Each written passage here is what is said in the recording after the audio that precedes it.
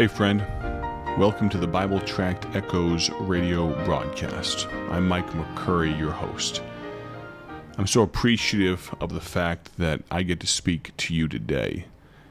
This is going to be a different broadcast, just a little bit. I'll still be speaking to you, of course, and we're still going to bring a thought, a spiritual thought, a Bible tracts thought, a gospel-centered thought. But this is the last broadcast of the week, the last broadcast of the month, the last broadcast of the year. And as I speak to you at this precise moment that I talk to this microphone, I'm actually in Thailand.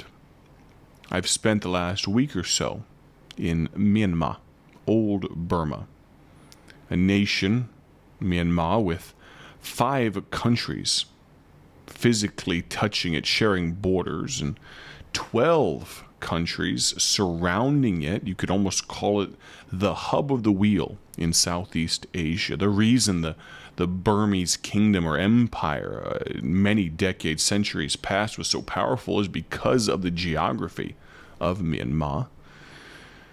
And I had the opportunity to go there and to see a beautiful people, a smiling people, a lost people, predominantly lost people.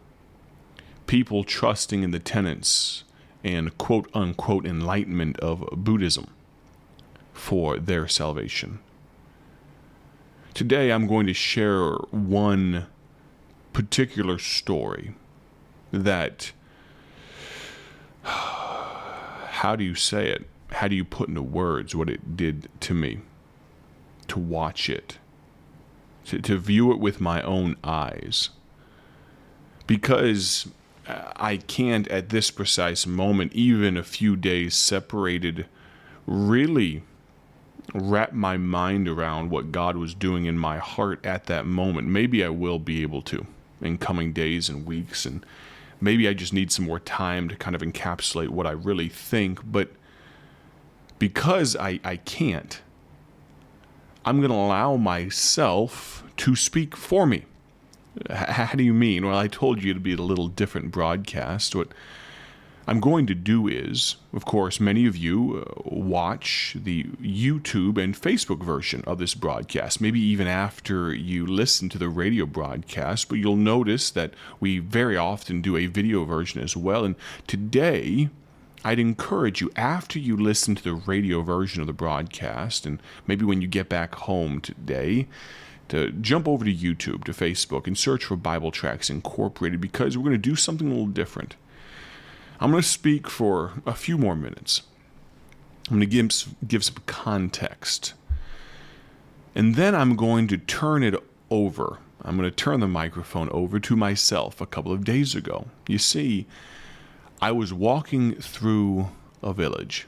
It took us 3 hours of a drive out of Yangon, what used to be the capital of old Burma. 3-hour drive out of the capital. And I believe it was on the Lai River is what it was called. These ramshackle, by American standard, huts, homes, small village. The road leading into it, barely wide enough for one car. When 2 cars tried to pass each other, we didn't see many cars once we got out in the country, but when a small tricycle, a motorbike with a seat off to the side, a common mode of transportation in Myanmar, tried to pass us, that we'd have to squeeze by. If another car came, oh my, we were in trouble because we had to find a spot because there was a canal or creek on both sides of the road. And finally we got there.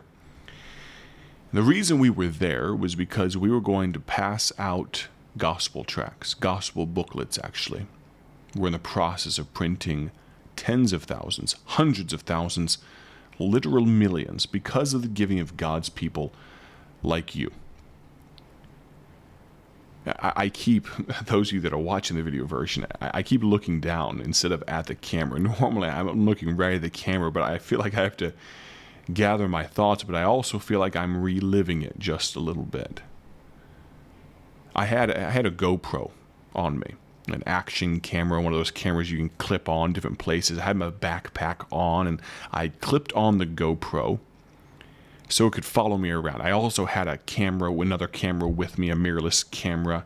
I shoot with Fuji, and I'm not a great photographer, but I enjoy it, and I had it with me, and I was just taking some pictures while the other group around me was passing out these gospel booklets.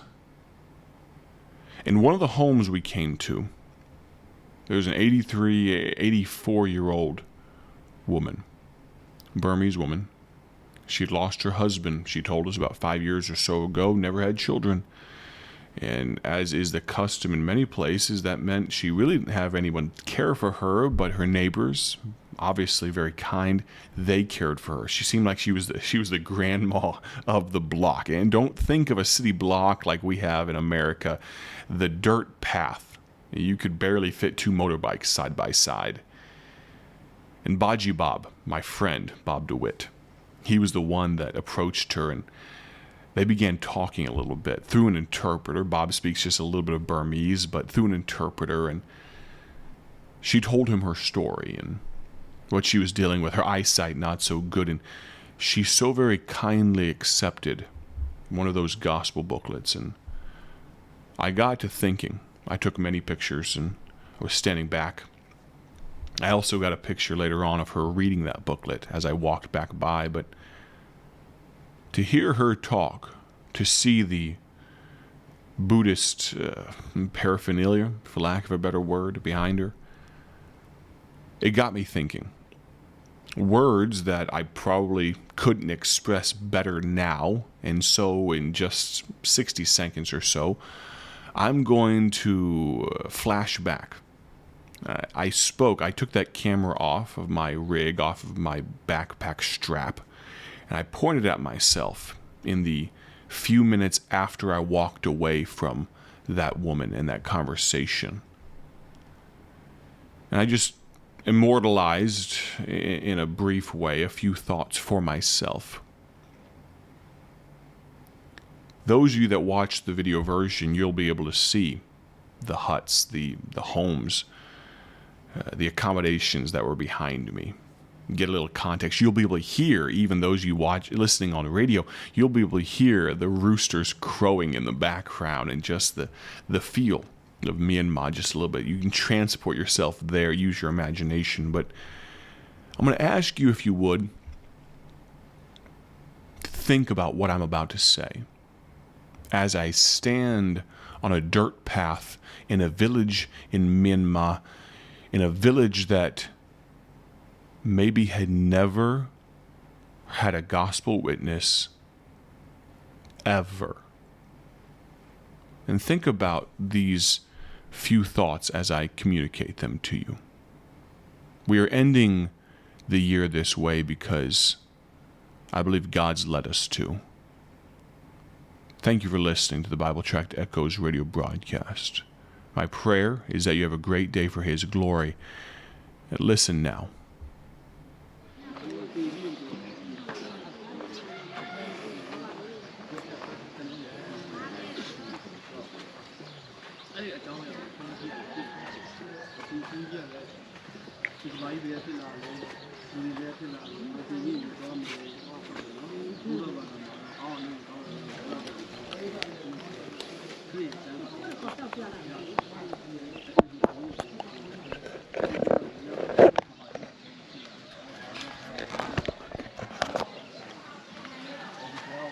To think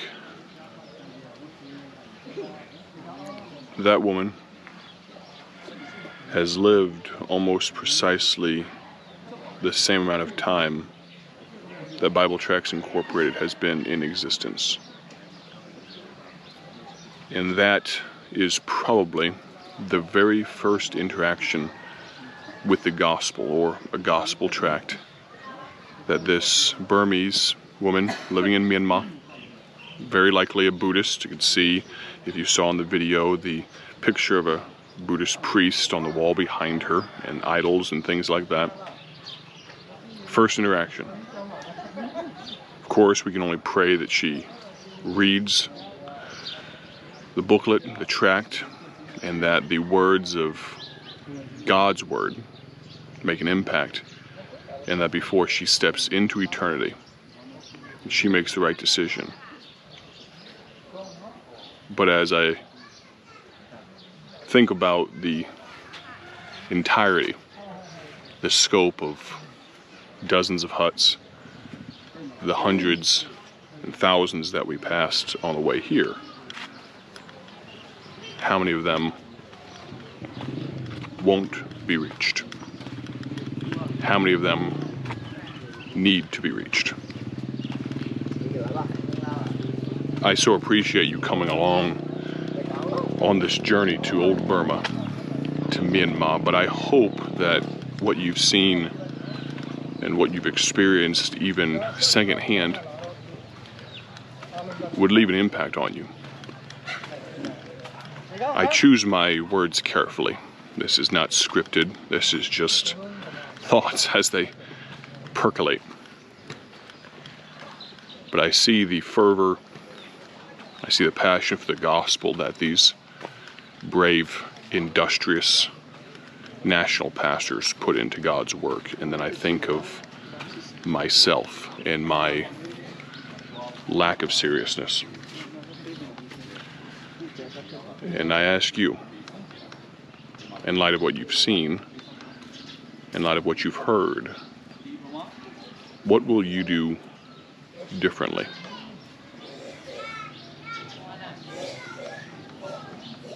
The gospel is only good news if it gets there in time.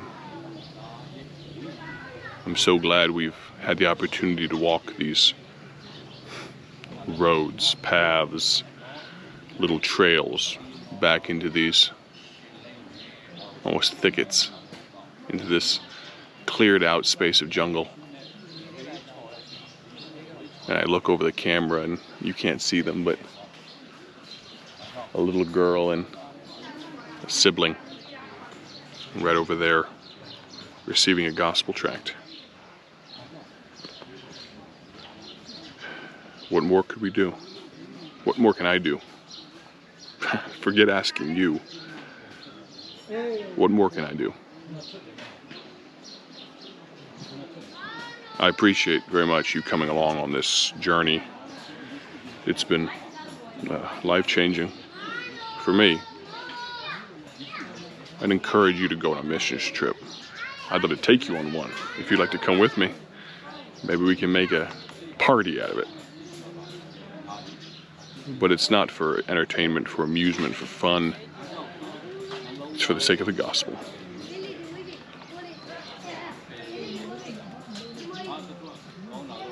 Let's go. Reach them while we can.